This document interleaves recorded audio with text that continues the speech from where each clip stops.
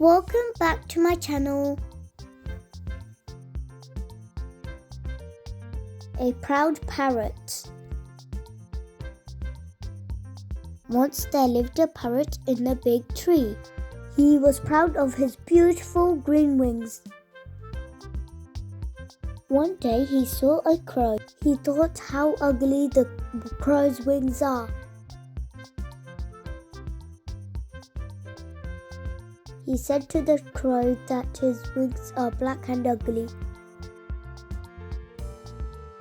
The crow replied, though they're ugly, that helps him to fly to a larger distance. The parrot moved a little more closer to the crow.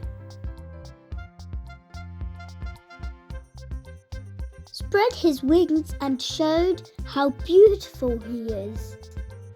Just then, a man arrived there with a cage and caught the beautiful parrot and left the place.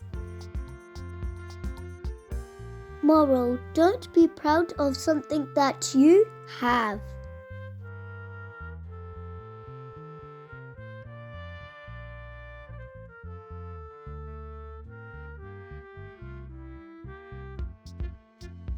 Thanks for watching and subscribe our channel for more videos.